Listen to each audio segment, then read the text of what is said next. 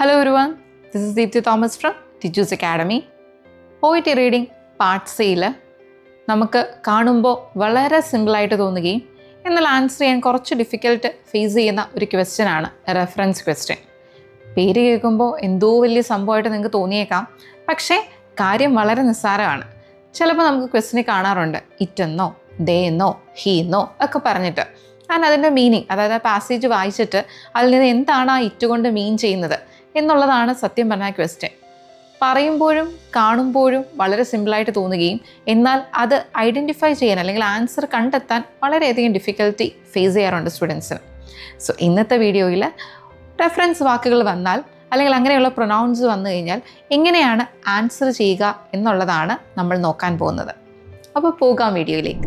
So ഇന്ന് നമുക്ക് റീഡിങ്ങിൽ ഒരു ടോപ്പിക്കിനെ ഡിസ്കസ് ചെയ്യാം, റെഫറൻസ് ക്വസ്റ്റ്യൻ. റെഫറൻസ് ക്വസ്റ്റ്യൻ എന്താണ്, അതെങ്ങനെ നമുക്ക് അപ്രോച്ച് ചെയ്യാം, അല്ലെങ്കിൽ അതെങ്ങനത്തെ ടൈപ്പ് ഓഫ് ക്വസ്റ്റ്യൻസ് ആണ്, അത് മെയിൻലി ഏത് പാർട്ടിലാണ് ചോദിക്കപ്പെടുന്നത്, അതിനെക്കുറിച്ച് നമുക്ക് ഇന്ന് ഡിസ്കസ് ചെയ്യാം. റെഫറൻസ് ക്വസ്റ്റ്യൻ അത് മെയിൻലി റീഡിങ്ങിലെ പാർട്ട് സിയിലാണ് ചോദിക്കപ്പെടുന്നത്. റെഫറൻസ് ക്വസ്റ്റ്യൻ എന്ന് പറയുമ്പോൾ പ്രൊനൗൺ ബേസ് ചെയ്തിട്ടായിരിക്കും ക്വസ്റ്റ്യൻ ചോദിക്കുന്നത്. ഇവിടെ എക്സാമ്പിൾ തന്നിട്ടുണ്ട്, who are they referring to, അല്ലെങ്കിൽ in the first paragraph what is this referring to, it in the third paragraph is referring to. അപ്പം ഇങ്ങനത്തെ ക്വസ്റ്റ്യന് പറയുന്ന പേരാണ് റെഫറൻസ് ക്വസ്റ്റ്യൻസ്. ഓക്കെ, കമ്പാരിറ്റീവ്ലി വേറെ ക്വസ്റ്റ്യൻസ് വെച്ച് നോക്കുമ്പോൾ കമ്പാരിറ്റീവ്ലി വളരെ ഈസി ആയിട്ട് തോന്നപ്പെടുന്ന ക്വസ്റ്റ്യൻസ് ആണ് ഈ റെഫറൻസ് ക്വസ്റ്റ്യൻ. യെറ്റ് ചിലർക്ക് ഇത് വളരെ ബുദ്ധിമുട്ടായിട്ട് വരാറുണ്ട്. നമുക്ക് ഇന്ന് റെഫറൻസ് ക്വസ്റ്റ്യൻ എന്താണ് അതിനെക്കുറിച്ച് നമുക്ക് ഇന്ന് ഡീറ്റെയിൽ ആയിട്ട് പഠിക്കാം. റെഫറൻസ് ക്വസ്റ്റ്യൻ എന്നാണ് നേരത്തെ പറഞ്ഞ പോലെ റെഫറൻസ് വേർഡ് വെച്ചിട്ട് ചോദിക്കുന്ന ക്വസ്റ്റ്യൻസ് ആണ്.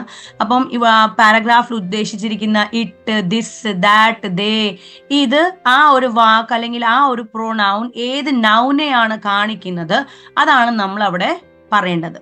ഓക്കെ, ഈസി ആയിട്ട് കിട്ടാവുന്ന മാർക്കാണ് ഈ ഒരു ക്വസ്റ്റ്യനിൽ എല്ലാവർക്കും തോന്നുന്നത്. സോ ബട്ട് സ്റ്റിൽ നമുക്ക് ചെറിയൊരു കൺഫ്യൂഷൻ അവിടെ ഇവിടേക്ക് വരാറുണ്ട്.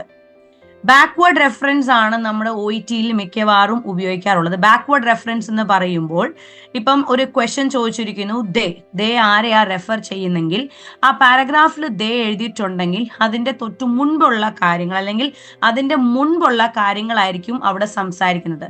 ദേ കഴിഞ്ഞ് അല്ലെങ്കിൽ ആ ഒരു വാക്ക് കഴിഞ്ഞിട്ട് അല്ല ആ റെഫറൻസിനെ ഉദ്ദേശിക്കുന്നത്. ദേയുടെ മുൻപ് എഴുതിയിരിക്കുന്ന ആൾ ആരാണ് അവരെ ആയിരിക്കും ഉദ്ദേശിക്കാൻ പോകുന്നത്. അതാണ് ബാക്ക്വേർഡ് റെഫറൻസ്.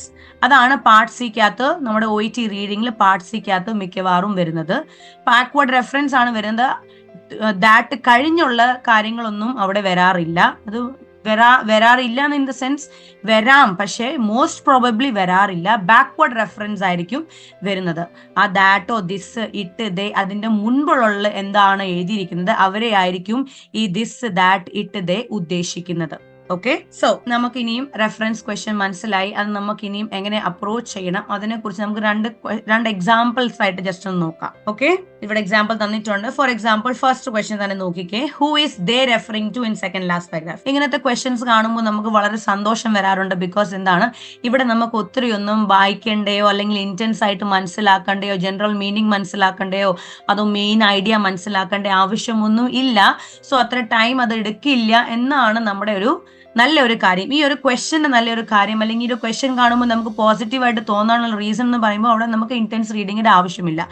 യെറ്റ് എന്നിരുന്നാലും നമ്മൾ മനസ്സിലാക്കി പോയാൽ മാത്രമേ നമുക്ക് ഈ പ്രൊനൗൺസ് ഒക്കെ നല്ല രീതിയിൽ നമുക്ക് എടുക്കാൻ പറ്റത്തുള്ളൂ. ബിക്കോസ് അവിടെ ആ ഒരു ആൻസറിന്റെ പകരം തന്നിരിക്കുന്ന 4-3 ഓപ്ഷൻസ് ഇല്ല. അത് വളരെ കൺഫ്യൂസിങ് ആയിരിക്കും. ക്ലിയർ ആണോ? അവർ നമ്മളെ കൺഫ്യൂസ് ചെയ്യാൻ വേണ്ടി ഓപ്ഷൻസ് തരും. എല്ലാ 4 ഓപ്ഷൻസും അവിടെ ഇവിടെയൊക്കെ സംസാരിക്കുന്നുണ്ടായിരിക്കും. അപ്പം ഈ ഒരു ഓപ്ഷന് കറക്റ്റ് ആയ ഓപ്ഷൻ ഏതായിരിക്കണം അല്ലെങ്കിൽ എൻ്റെ പ്രൊനൗണിനെ റെഫർ ചെയ്യുന്ന ഒരു നൗൺ ഏതായിരിക്കണം എന്ന് മനസ്സിലാക്കണമെങ്കിൽ we have to read very clearly. Okay, ഇനി നമുക്കൊരു ക്വസ്റ്റ്യൻ നോക്കാം. Who is they referring to in the second last paragraph. ഈ ഒരു പാരഗ്രാഫ് എന്നാണ്. Scientist have also recently discovered. അപ്പൊ നമ്മൾ ഈ ഒരു ക്വസ്റ്റ്യൻ വായിച്ചെങ്കിൽ ദേ എന്തായാലും അവർ ഹൈലൈറ്റ് ചെയ്തിട്ടായിരിക്കും അവിടെ മെൻഷൻ ചെയ്തിരിക്കുന്നത്. ബിക്കോസ് ഒരു പാരഗ്രാഫിൽ ഇറ്റ്, ദിസ്, ദാറ്റ്, ദേ ഒന്നിൽ കൂടുതൽ തവണ ഉപയോഗിച്ചേക്കാം. അപ്പം അവർ ഏത് ദേനെയാണ് അല്ലെങ്കിൽ ഏത് ദാറ്റിനെയാണ് ഇറ്റിനെയാണ് ഉദ്ദേശിക്കുന്നത് അവർ ഹൈലൈറ്റ് ചെയ്തിട്ട് മെൻഷൻ ചെയ്തിട്ടുണ്ടായിരിക്കും. So to make it easier for you to understand and get the right answer. Okay, so ഇവിടെ ചോദ്യം ചോദിക്കുന്നത് ദേ ആരെയാണ് റെഫർ ചെയ്യുന്നത് അല്ലേ? അപ്പം അവിടെ ഹൈലൈറ്റ് ചെയ്തിട്ടുണ്ട് ഈ ദേനെയാണ് നമുക്ക് എടുക്കേണ്ടത്. അപ്പം ഈ ദേയുടെ മുൻപുള്ള ആൾക്കാരെ ആയിരിക്കും ഇവിടെ ഉദ്ദേശിച്ചിരിക്കുന്നത്. ഒരിക്കലും ദേ കഴിഞ്ഞുള്ള കാര്യങ്ങളെ പറയത്തില്ല. ബിക്കോസ് പ്രൊനൗൺ എന്തോ ഒരു നൗനെയാണ് കാണിക്കുന്നത്. അപ്പോൾ നൗൺ ആദ്യം മെൻഷൻ ചെയ്തിട്ടുണ്ടെങ്കിൽ മാത്രമേ അല്ലേ നമുക്ക് പ്രൊനൗൺ ഉപയോഗിക്കാൻ പറ്റത്തുള്ളൂ. ക്ലിയർ ആണോ? സോ ഒരിക്കലും ഈ പ്രൊനൗണിന്റെ പ്രൊനൗൺ കഴിഞ്ഞിട്ട് നമുക്ക് ഒരു ആൻസർ കിട്ടത്തില്ല. സോ എപ്പോഴും അതിന്റെ മുൻപുള്ള കാര്യങ്ങളായിരിക്കും സംസാരിക്കുന്നത്. സോ അതാണ് ബാക്ക്വേർഡ് റെഫറൻസ്. ഓക്കെ, ഇനി നമുക്ക് ആ പാരഗ്രാഫ് ഒന്ന് വായിക്കാം. ഈ 3 ഓപ്ഷൻസോ 4 ഓപ്ഷൻസ് ആദ്യം വായിക്കേണ്ട ആവശ്യമില്ല. ബിക്കോസ് വി ഡോണ്ട് നോ, നമുക്ക് അറിയത്തില്ലല്ലോ അവിടെ ആരെയാ ഉദ്ദേശിക്കുന്നത്. അപ്പൊ വായിച്ചിട്ട് സമയം കളയണ്ട. We will go into the paragraph. വായിക്കാം. Scientists have also recently discovered a possible connection between genes and the gut microbiome. കണ്ടോ? അപ്പം ഇവിടെ സയന്റിസ്റ്റിനെ കുറിച്ച് സംസാരിക്കുന്നുണ്ട്. നമ്മുടെ ഓപ്ഷനിൽ സയന്റിസ്റ്റ് ഉണ്ടോ? ഉണ്ട്. ഓക്കെ, ഞാൻ ജസ്റ്റ് സിമ്പിൾ ആയിട്ട് നിങ്ങൾക്ക് മനസ്സിലാക്കാൻ വേണ്ടി പറയാണ്. സയന്റിസ്റ്റിനെ കുറിച്ച് സംസാരിക്കുന്നുണ്ട്. നമ്മുടെ സയന്റിസ്റ്റ് ഇവിടെ പാരഗ്രാഫിൽ പറയുന്നുണ്ട്. ഇത് തന്നെയാണോ എന്ന് ഉദ്ദേശിക്കണമെങ്കിൽ, ഇത് തന്നെയാവണം എന്ന ആൻസർ ആവണമെങ്കിൽ നമ്മൾ വായിച്ച് പോകണം.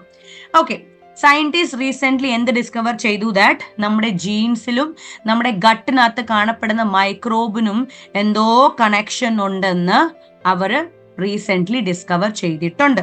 Okay, a study published earlier this month found that the mice that lack CNTNAP2, a gene linked to autism, have an unusual population of microbes in their intestine.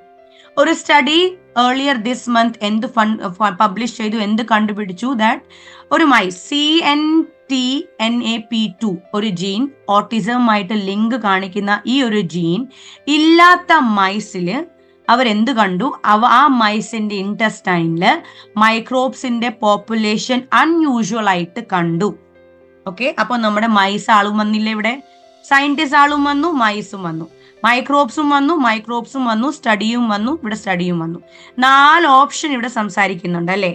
ഇനി അപ്പൊ നമുക്ക് ഇവിടെ വരെ മനസ്സിലായല്ലോ എന്താണ് പറഞ്ഞത്. സയന്റിസ്റ്റ് റീസെന്റ് ഡിസ്കവർ ചെയ്തു that നമ്മുടെ ജീൻസിനും നമ്മുടെ ഗട്ട് മൈക്രോബ്സിനും എന്തോ കണക്ഷൻ ഉണ്ടെന്ന് മനസ്സിലാക്കി. ഓക്കെ, റീസെന്റ് ഒരു സ്റ്റഡി ചെയ്തു. ഏർലിയർ ദിസ് മന്ത് ഒരു സ്റ്റഡി ചെയ്തപ്പോൾ എന്ത് മനസ്സിലായി? CNTNAP2 ജീൻ ഇല്ലാത്ത മൈസുകളിൽ അവരുടെ ഇൻറ്റസ്റ്റൈനിൽ മൈക്രോബിന്റെ അളവ് വളരെ അൺയൂഷ്വൽ ആയിട്ട് കണ്ടു. ഇവിടെ വരെ നമ്മൾ ക്ലിയർ ആക്കി. They also displayed some social behavior similar to those seen in some autistic people. കണ്ടോ? They also displayed some social behavior similar to those seen in some autistic people. Autistic ആൾക്കാരിൽ കാണപ്പെടുന്ന behaviour പോലെ തന്നെ അവരിലും കാണപ്പെട്ടു.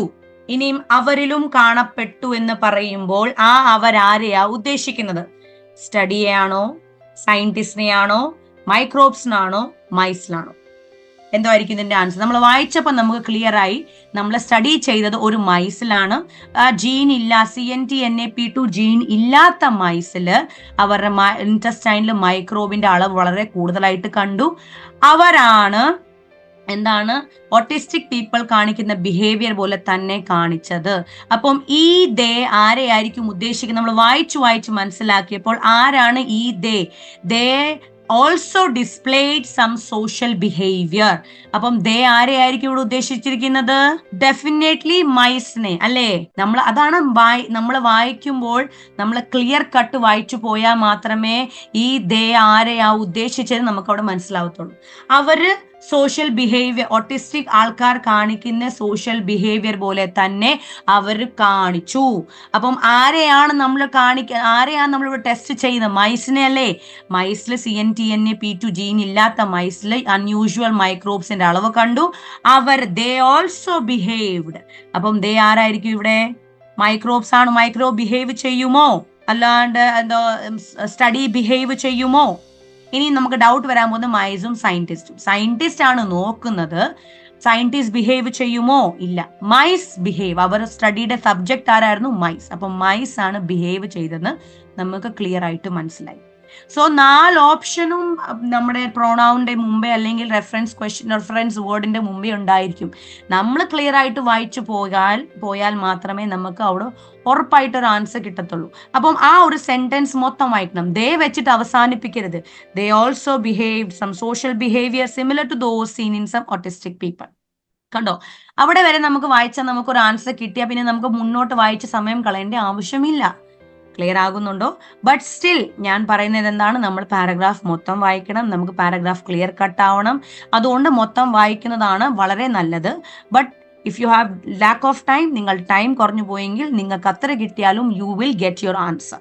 Okay, so ഇതാണ് reference questions. Now another ഒരു common ആയ ഒരു മിസ്കൺസെപ്ഷൻ ആൾക്കാരുടെ ഇടയ്ക്ക് എന്താണെന്നറിയാവോ? ഈ ഇതുപോലത്തെ ക്വസ്റ്റ്യൻ വരുമ്പോൾ ആൾക്കാരുടെ വിചാരം തൊട്ടു മുൻപിൽ ആ ഒരു ഇട്ട് ദിസ് ദാറ്റ് ദേ അല്ലെങ്കിൽ അങ്ങനത്തെ റെഫറൻസ് ക്വസ്റ്റ്യൻ വരുമ്പോൾ അതിന്റെ തൊട്ടു മുൻപിലുള്ള ഒരു കാര്യമാണെന്നാണ് ആൾക്കാരുടെ ഒരു ധാരണ. എല്ലാവരും മിക്ക സ്റ്റുഡൻസ് എന്നോട് പറയുന്ന ഒരു കാര്യമാണ്, മാം ഇട്ട് ദിസ് ദാറ്റ് ദേയുടെ തൊട്ടു മുൻപിലുള്ള ഒരാളായിരിക്കുമല്ലോ. അങ്ങനെ ഒരിക്കലും അല്ല. That is a wrong perception that you have regarding these type of questions. Reference questionൽ ഒരിക്കലും അങ്ങനെ ആവണം എന്നില്ല. ചിലപ്പം ആ ഒരു ഇട്ടിന്റെ നൗൺ ചിലപ്പം ഏറ്റവും ഫസ്റ്റ് ലൈനിലായിരിക്കും. ക്ലിയർ ആണോ? എന്നിട്ട് ആ ഇട്ട് ചിലപ്പം 10th ലൈനിലായിരിക്കാം. So it entirely depends on the way you read and understand the paragraph. Clear ആണോ? ബിക്കോസ് നമ്മളെ കൺഫ്യൂസ് ആക്കാൻ വേണ്ടി അവർ ഇട്ടിന്റെ വേറെ കുറെ നമുക്ക് വേണ്ടാത്ത കുറെ പ്രൊണൗണും കൂടി അതിനകത്ത് ഇട്ട് വെക്കും. തൊട്ട് മുൻപിലുള്ള പ്രൊണൗണൊക്കെ ഇട്ട് വെക്കും. അപ്പൊ നമുക്ക് എന്ത് തോന്നുന്നു, നമുക്കൊരു ധാരണയുണ്ട് ഇട്ട് അല്ലെങ്കിൽ ആ ഒരു പ്രൊണൗണിന്റെ മുൻപിലുള്ള കാര്യമായിരിക്കണം അല്ലെങ്കിൽ അതാണ് അതിന്റെ ആൻസർ എന്ന് വിചാരിച്ച് നമ്മൾ അതങ്ങ് എഴുതും. But that is A wrong answer. അതിന്റെ ഒരു എക്സാമ്പിൾ ആണ് ഞാൻ നെക്സ്റ്റ് ക്വസ്റ്റ്യനിൽ കാണിക്കാൻ പോകുന്നത്. ഓക്കെ, ഇവിടെ ഉപയോഗിച്ചിരിക്കുന്ന ദാറ്റ് ട്രീറ്റ്മെന്റ് ഒരു റെഫറൻസ് ക്വസ്റ്റ്യൻ ആകുമ്പോൾ പ്രൊണൗൺ തന്നെ വരണമെന്നില്ല. പ്രൊണൗൺ ആണ് മിക്കവാറും വരുന്നത്. But still it can come like this, the ട്രീറ്റ്മെന്റോ ഇങ്ങനെ. അപ്പോൾ ഇവിടെ ക്വസ്റ്റ്യൻ ചോദിച്ചിരിക്കുന്നത് in the 7th paragraph the treatment refers to. Treatment ആരെയാണ് റെഫർ ചെയ്യുന്നത്? ഓക്കെ, നമുക്ക് വായിക്കാം. Although there has been significant research into the underlying mechanism that cause postpartum depression in recent years, a historic lack of research into women, especially those who are pregnant or breastfeeding, has held back the advancement of new treatment experts. പറഞ്ഞു, postpartum ഡിപ്രഷനെ കുറിച്ച് കൂടുതലായിട്ട് പഠിക്കാനും അതിന്റെ underline മെക്കാനിസത്തിനെ കുറിച്ച് കൂടുതലായിട്ട് പഠിക്കാൻ വേണ്ടി നമ്മൾ കുറെ നല്ല രീതിയിൽ റീസർച്ച് ചെയ്തിട്ടുണ്ടെങ്കിലും സ്ത്രീകൾ പ്രഗ്നന്റ് ബ്രസ്റ്റ് ഫീഡിങ് ആയ സ്ത്രീകളുടെ ലാക്ക് ആയ കാരണം നമുക്ക് നല്ല രീതിയിൽ ട്രീറ്റ്മെന്റിലെ അഡ്വാൻസ്മെന്റിലോട്ട് പോകാൻ പറ്റുന്നില്ല. Okay, expert sets until the FDA approved Brexanolone. ഇനി ദാ ട്രീറ്റ്മെന്റ് നമ്മൾ ഏറ്റവും താഴെയല്ലേ എഴുതിയിരിക്കുന്നത്. നിങ്ങൾ ഒരിക്കലും അതിന്റെ തൊട്ട് മുൻപുള്ള ലൈൻ വായിക്കരുത്. നമുക്ക് ഫുൾ പാരഗ്രാഫ് വായിച്ചു പോകണം. അതിന്റെ തൊട്ട് മുൻപുള്ള കാര്യമാവണമെന്ന നിർബന്ധമില്ലാത്തത് കൊണ്ട് നമ്മൾ മനസ്സിലാക്കി പോണം. ക്ലിയർ ആണോ? ഇനി അതുകൊണ്ടാണ് ഞാൻ ഫുൾ പാരഗ്രാഫ് വായിക്കാൻ എല്ലാവരോടും പറയുന്നത്. until the FDA approved Brexanolone. കണ്ടോ, ബ്രെക്സനലോൺ അപ്രൂവ് ചെയ്യുന്നതിന്റെ മുൻപ് വരെ, കണ്ടോ, ബ്രെക്സനലോൺ അപ്രൂവ് ചെയ്യുന്നതിന്റെ മുൻപ് വരെ until the FDA approved Brexanolone, standard antidepressant were the only approved pharmaceutical treatment of postpartum depression. കണ്ടോ, ബ്രെക്സനലോൺ അപ്രൂവ് ആകുന്നവരെ നമ്മൾ എന്തായിരുന്നു പോസ്റ്റ്പാർട്ടം ഡിപ്രഷനെ ട്രീറ്റ് ചെയ്യാൻ വേണ്ടി ഉപയോഗിച്ചുകൊണ്ടിരുന്നത്? SSRIs, സ്റ്റാൻഡേർഡ് ആന്റി ഡിപ്രസന്റ് ആണ്. ബ്രെക്സനോളം വന്നു കഴിഞ്ഞ് നമ്മൾ അതിനെ നിർത്തി. പക്ഷെ ബ്രെക്സനോളം വരുന്നതിന് മുൻപ് വരെ നമ്മൾ SSRI ആയിരുന്നു പോസ്റ്റ്പാർട്ടം ഡിപ്രഷനിൽ ഉപയോഗിച്ചുകൊണ്ടിരുന്നത്. Okay, selective serotonin reuptake inhibitors like fluoxetine, which were not tested specifically for postpartum depression in clinical trials.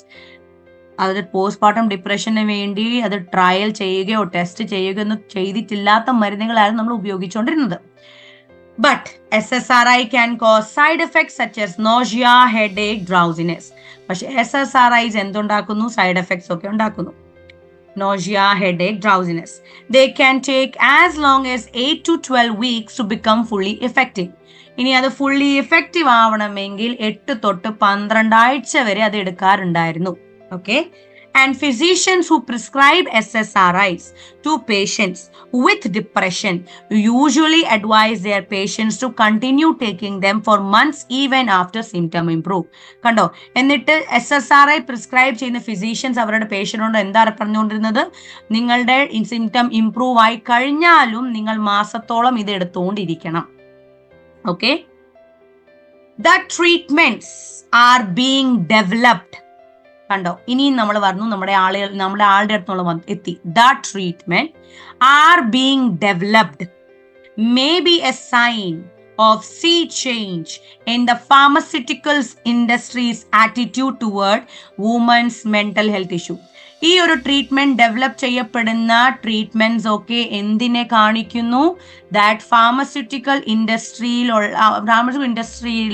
അല്ലെങ്കിൽ സ്ത്രീകൾ അല്ലെങ്കിൽ മെന്റൽ ഹെൽത്ത് ഇഷ്യൂ ഉള്ള സ്ത്രീകളെ കുറിച്ചുള്ള ഫാർമസ്യൂട്ടിക്കൽ ഇൻഡസ്ട്രിയിൽ വരുന്ന ആറ്റിറ്റ്യൂഡിൽ വരുന്ന മാറ്റത്തെയാണ് ഈ ഒരു ട്രീറ്റ്മെന്റ് ഡെവലപ്മെന്റ് കാണിക്കുന്നത്.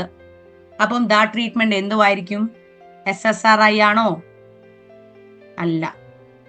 അവിടെ എന്തോ പറഞ്ഞത്? നമ്മളെ ബ്രെക്സനലോൺ അപ്രൂവ് ആകുന്നതിന് മുൻപേ വരെ SSRI ആയിരുന്നു ഉപയോഗിച്ചുകൊണ്ടിരുന്നത്. SSRIക്ക് സൈഡ് എഫക്ട്സ് ഉണ്ട്. SSRI 8 തൊട്ട് 12 ആഴ്ചത്തോളം എടുക്കും ഫുള്ളി എഫക്റ്റീവ് ആകാൻ. പ്ലസ് എഫക്റ്റീവ് ഇംപ്രൂവ്മെന്റ് കണ്ടാലും ഉപയോഗിച്ചുകൊണ്ടിരിക്കണം. The treatments are being developed.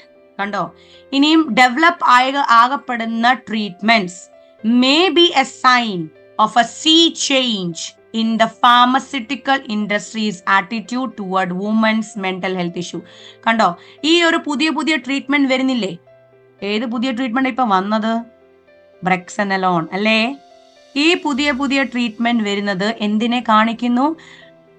ഈ മെന്റൽ ഹെൽത്ത് ഇഷ്യൂ ഉള്ള സ്ത്രീകളെ കുറിച്ചുള്ള ഫാർമസ്യൂട്ടിക്കൽ ഇൻഡസ്ട്രിയുടെ ആറ്റിറ്റ്യൂഡിൽ വരുന്ന മാറ്റത്തെയാണ് ഈ പുതിയ ട്രീറ്റ്മെന്റ് ഡെവലപ്മെന്റ് കാണിക്കുന്നത്, ഒരു സൈൻ ആയിട്ട് കാണിക്കുന്നത്.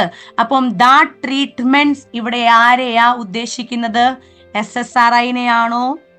അല്ല, ബ്രെക്സനലോണിനെ അല്ലേ ഉദ്ദേശിച്ചത്. ക്ലിയർ ആണോ?